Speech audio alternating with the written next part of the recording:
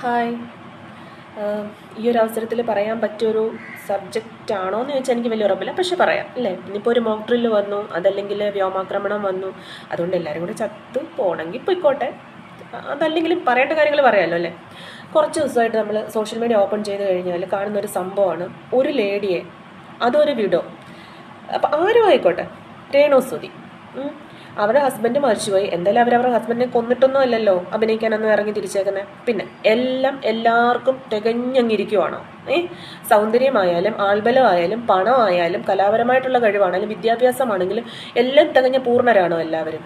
എന്തിനാണ് ഈ ഒരു പെൺകൊച്ചിനെ ഇങ്ങനെ ഇട്ട് എല്ലാവരും, ഒരു ലോകം മുഴുവൻ എവിടൊക്കെ മലയാളികളുണ്ടോ ഉള്ള മലയാളികളെല്ലാം കൂടി 96% എണ്ണം കൂടി ഒന്നിച്ചിട്ടങ്ങ് ആക്രമിക്കുക. കുറേ ദിവസമായിട്ട് ഇത് കണ്ട് മടുക്കുവാണ്. ഞാൻ ചോദിക്കട്ടെ, ഇപ്പോൾ ഹസ്ബൻഡ് മരിച്ചു പോയ ഒരു സ്ത്രീക്ക്, അതല്ലെങ്കിൽ എന്തെങ്കിലും സാഹചര്യങ്ങൾ കൊണ്ട് ഡിവോഴ്സ് ആയിപ്പോയ സ്ത്രീകൾക്ക് ഈ സമൂഹത്തിൽ ജീവിക്കണ്ടേ? അവർക്കൊരു കാര്യം ചെയ്യാൻ പാടില്ലേ? അവരുടെ കാര്യങ്ങൾക്ക് എവിടെയെങ്കിലും ഇറങ്ങി ചെന്ന് കഴിഞ്ഞാൽ നിങ്ങളുടെ ഹസ്ബൻഡ് ഇല്ലല്ലോ, ഹസ്ബൻഡ് ഇല്ലാതെ നിങ്ങൾ എങ്ങനെയാണ് കാര്യങ്ങൾ സാധിക്കുന്നത്? നിങ്ങൾ എങ്ങനെ മാനേജ് ചെയ്തു പോകുന്നു? ഇതൊക്കെ തേക്കുന്ന നാറികൾ നിങ്ങളെയൊക്കെ കൂടി ഇങ്ങനെ എക്സ്പോസ് ചെയ്ത് വെളിയിലോട്ട് കൊണ്ടുവന്നു കഴിഞ്ഞാൽ നീയൊക്കെ കൂടി എന്ത് ചെയ്യും? കുറച്ച് ദിവസമായി ബോഡി ഷെയ്മിങ്, അതിൻ്റെ ക്യാരക്ടർ അസാസിനേഷൻ, എന്ത് റൈറ്റാണുള്ളത്? ആരാണ് നിങ്ങൾക്ക് അവകാശം തന്നു വെച്ചിരിക്കുന്നത്? ഒരു പെൺകൊച്ചി ഇത് ഇത്രയും റോസ്റ്റിംഗ് വരുമ്പം, പക്ഷെ ആ കൊച്ചിന്റെ ധൈര്യത്തിന് ഞാൻ സമ്മതിച്ചു കേട്ടോ.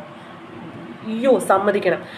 ഒരാളെ ആത്മഹത്യയിലേക്ക് തള്ളിവിടാനും, ഒരാൾക്ക് ജീവിതം നിഷേധിക്കാനും, അതല്ലെങ്കിൽ പാര വെച്ച് കുഴി താഴ്ത്താനും, അതല്ലെങ്കിൽ എന്തെങ്കിലും ഗ്രഹപ്പിഴ, എല്ലാവർക്കും അങ്ങ് ഭാഗ്യകാലം എല്ലാ കാലത്തും ഒരുപോലെയൊന്നും ഇരിക്കില്ല, മനസ്സിലായോ? അങ്ങനെ എന്തെങ്കിലും ഒരു നിർഭാഗ്യം സംഭവിച്ചു പോയി, ആണായിക്കോട്ടെ പെണ്ണായിക്കോട്ടെ, അവരെ എല്ലാം തകഞ്ഞ് നിങ്ങളൊക്കെ എന്തിനാണ് ചേസ് ചെയ്യുന്നതെന്നാണ് ചോദിച്ചത്, മനസ്സിലായോ? പിന്നെ ഈയിടെ കഴിഞ്ഞ ദിവസം എവിടോ കിടക്കുന്ന ഒരു തള്ളച്ചി കയറിയിട്ട് ഫോൺ വിളിക്കുന്നു. രേണുസുതിയുടെ വീഡിയോസ് കാണുന്നത് കാരണം അവരുടെ മക്കളും കൊച്ചുമക്കളും തലമുറ ഇപ്പൊ അങ്ങ് നശിക്കും.